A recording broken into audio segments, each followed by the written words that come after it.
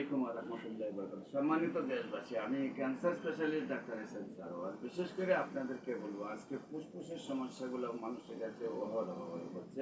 বিশেষ করে সিগারেট খাওয়ার কারণে বা জর্দা খাওয়ার কারণে পান এবং পান সুপারি বা সিগারেট বাংলাদেশের একটি ঐতিহ্যবাহী খাবারে রূপান্তরিত হয়েছে। শতকরা 80 জন মানুষ ইয়াতে অভ্যস্ত হয়ে পড়েছে। সেখানে অধিকাংশ সময় মানুষ ফুসফুসের সমস্যাগুলো ভুগে। বিশেষ করে সর্দি কাশি জ্বর তো লেগেই থাকে। সেগুলো সাধারণ ইনফেকশন যেমন ফুসফুসে হলে তখনই মানুষের সর্দি কাশি জ্বরে আক্রান্ত হয়।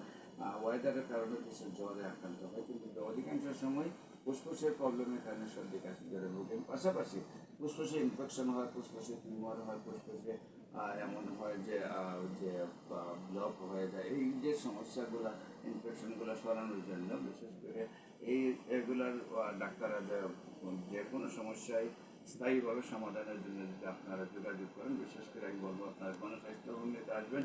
সেই সকল সমস্যা স্থায়ীভাবে সমাধানের জন্য আপনারা গণস্বাস্থ্য ভূমিতে আসবেন। বিশেষ করে 14 পুরানা পল্টন দারুসালাম মার্কেট লিফটেড 6, শনি রবি সোম সকাল 10টা থেকে বিকাল 5টা পর্যন্ত আমি রোগী দিকে, এবং মঙ্গল বুধ বৃহস্পতি হবিগঞ্জ শ্মশান ঘাটে রোগী দিকে সকাল 10টা থেকে বিকাল 5টা পর্যন্ত। বিশেষ করে এই ফুসফুসের